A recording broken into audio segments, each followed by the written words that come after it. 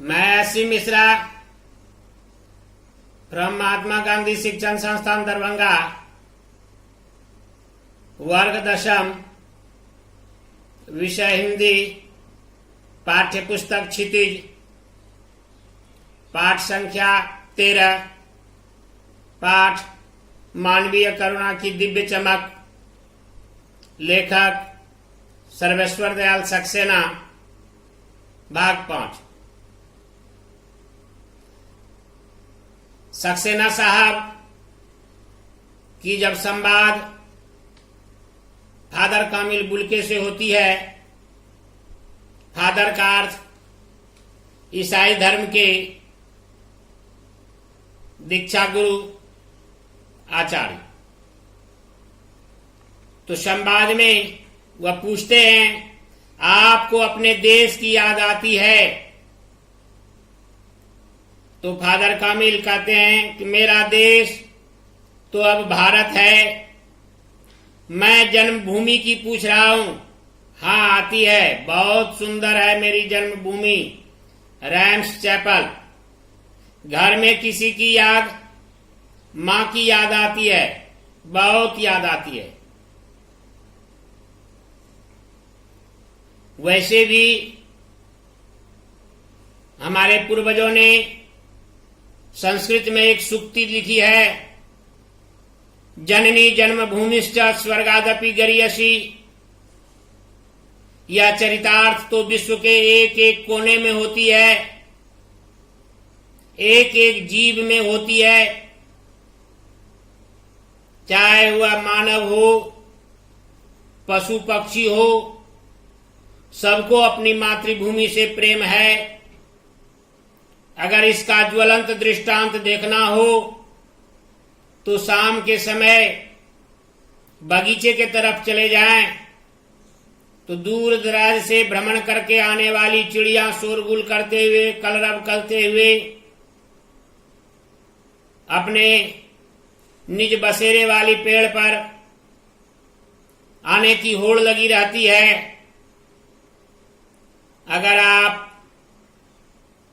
किसी वैसे पशु के बथान पर चले जाएं जो दिन में चारागाह के लिए, चारा पाने के लिए वह किसी दियारे क्षेत्र में या खेत में जाता है, फिर वह आपको गोधूली के समय अपने बथान पर आने के लिए ललायित रहता है, तो फिर वहां देखने के लिए आपको मिल जाएगा कि मातृभूमि का प्रेम, मातृभूमि के प्रति लगाव पशु पक्षियों में कैसे रहता है।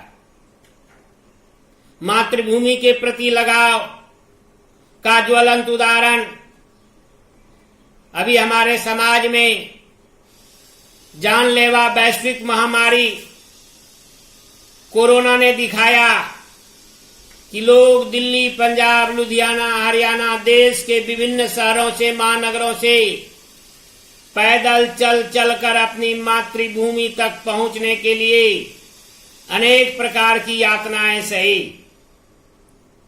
देश को छोड़कर दूसरे देश में कार्यरत भारतीय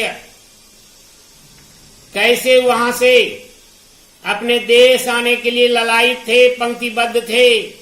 यह सब उदाहरण देश प्रेम और मातृभूमि के प्रति लगाव और उस उक्ति को चरितार्थ करती है कि जननी जन्मभूमिश्च स्वर्गादपि गरीयसी।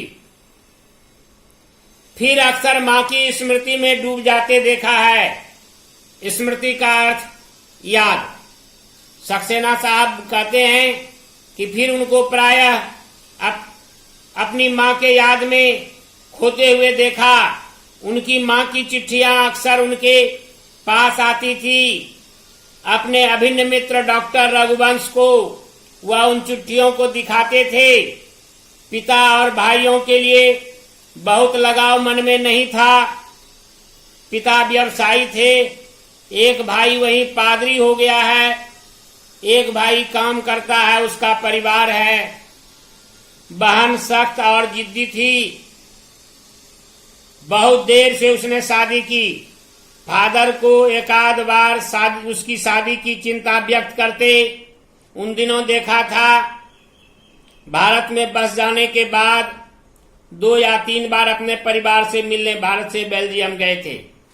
सक्सेना साहब कहते हैं कि प्रारंभिक समय में जिस समय वो भारत आए थे, उस समय उन्हें परिवार का जिक्र करते देखा, परिवार के बारे में चर्चा करते देखा।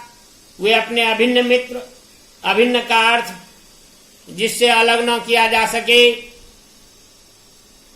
उनके पास चर्चा करते, विचार विमर्श करते देखा। उसके बाद कई बार वो अपने देश गए और आए भी, लेकिन उनके सिद्धांत में एक ही बात थी कि जहां कर्म कर रहे हैं वही मेरा घर है। इसलिए वे भारत को भी अपना घर मानते थे। धन्यवाद।